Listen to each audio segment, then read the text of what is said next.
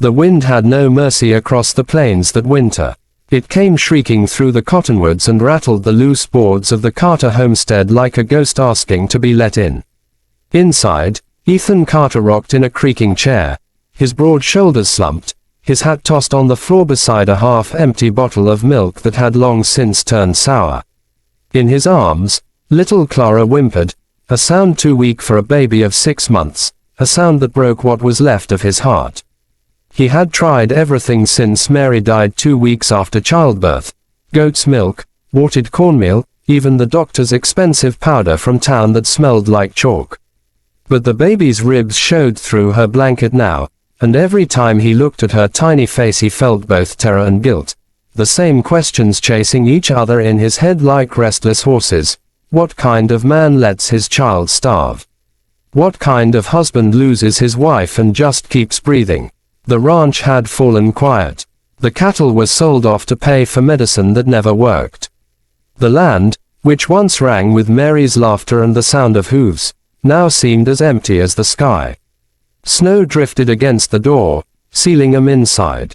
He prayed without words, only a clenched jaw and a stare toward the window, where the pale horizon looked endless. He didn't pray for himself anymore, just for one more sunrise where Clara still breathed. When dusk bled into night, Ethan stirred the dying fire and laid the baby close to his chest for warmth. His thoughts wandered to the old barn, to the faint cry of a lone coyote, to the ache in his stomach that he ignored. He hadn't eaten properly in days, but he didn't care.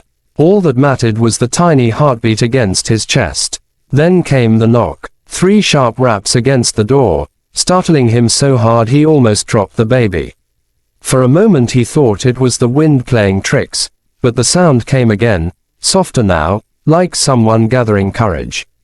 He rose, clutching Clara, and pulled the door open just enough to see a figure swaying in the snow. A woman stood there, wrapped in a torn shawl, her face pale with hunger and cold. "Please," she whispered, "I heard a baby crying." Her eyes, though sunken, carried warmth, the kind that used to greet him at dawn when Mary would smile across the table. Ethan stepped aside without thinking, and the woman stumbled in, half frozen. She knelt beside the hearth, rubbing her hands before the meager fire, while he stood silently behind her.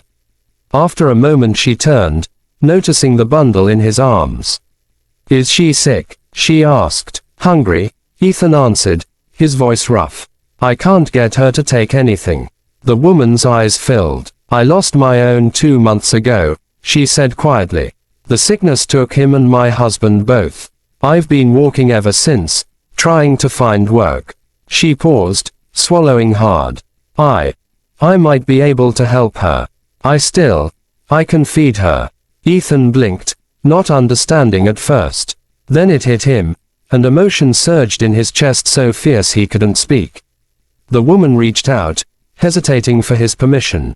He nodded. She took the baby gently, crooning soft nonsense words, and within seconds Clara latched and began to drink with desperate relief.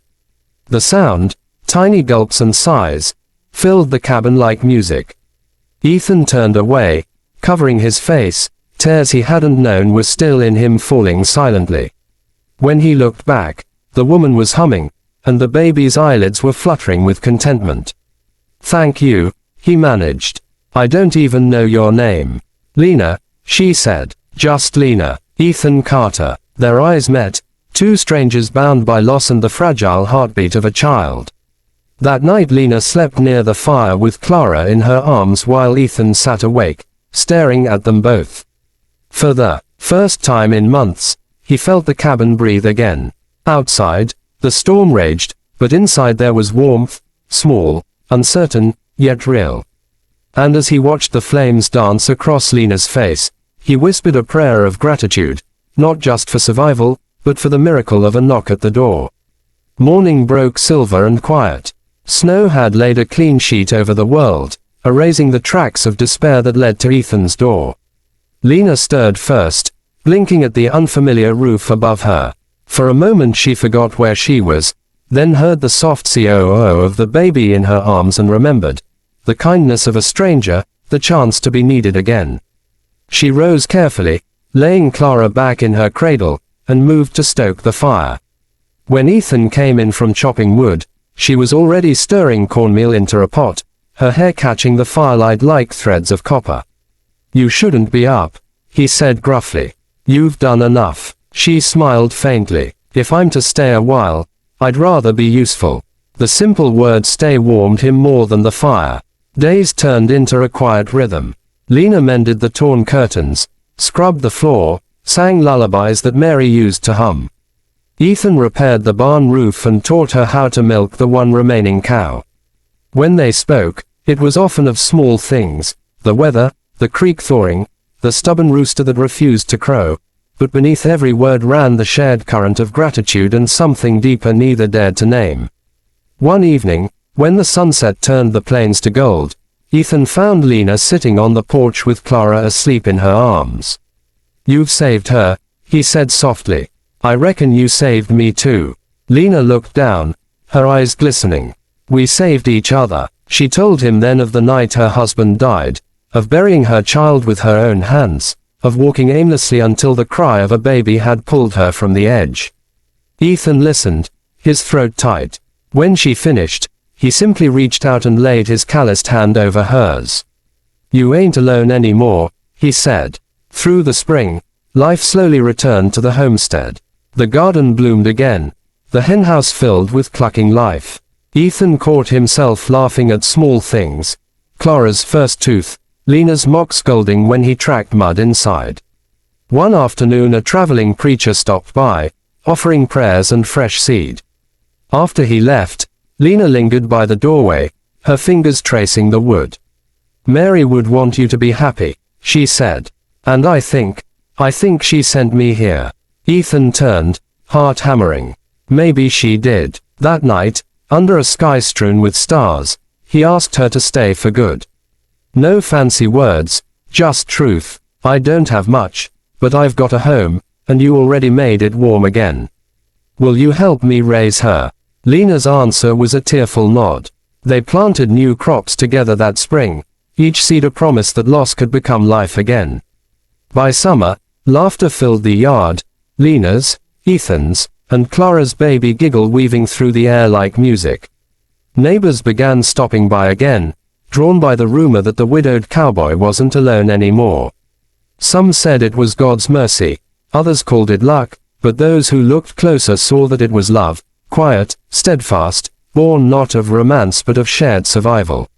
Years later, when Clara learned to ride her first pony, she would hear the story of the snowy night that changed everything. She'd ask her father if he believed angels walked among men, and he'd smile at Lena across the table before answering, "Sometimes they do. Sometimes they just knock on your door." If you felt the warmth of this ending, subscribe for more stories that remind you hope still rides the open trail. Seasons have a way of marking more than just time. They carve memory into the land itself. The following autumn brought color to the valley again, burnt orange leaves whispering secrets as they drifted across the yard. The Carter Ranch, once hollow and forgotten, now pulsed with quiet life.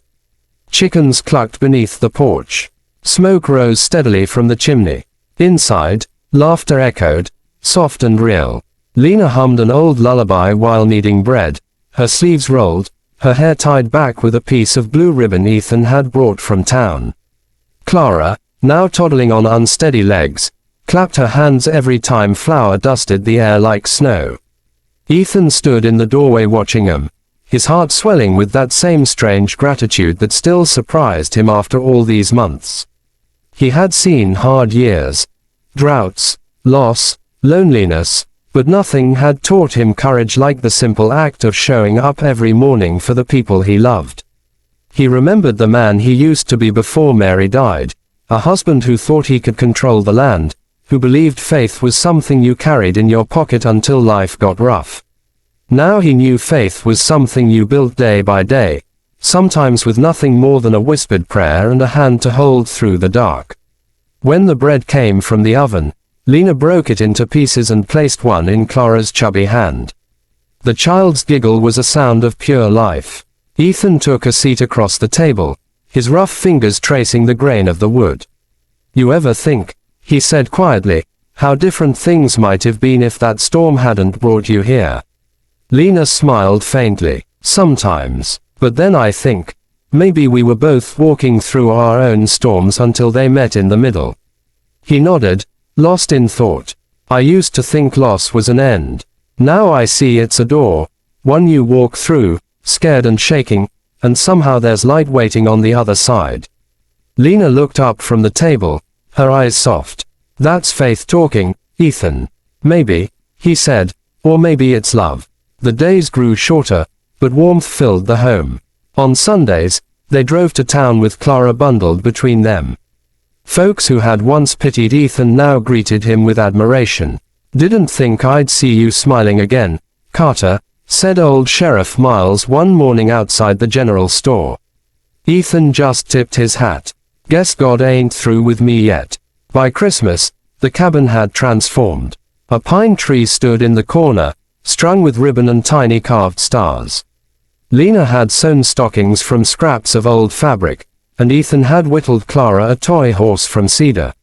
When snow began to fall that evening, they sat together by the fire. Clara's eyes sparkled in the glow, and for a long while, none of them spoke. There was no need. The quiet itself was full. After the child fell asleep, Lena turned to Ethan. Do you ever miss her? He knew she meant Mary. He nodded slowly. Every day. But it doesn't hurt the same. It's more like, I carry her with me now instead of trying to leave her behind. Lena's gaze was tender. She'd be proud. Of you. Of Clara. Of what you've built. Ethan looked at her then. Not as the starving stranger who had once knocked on his door, but as the woman who had brought him back to life. I reckon she'd be proud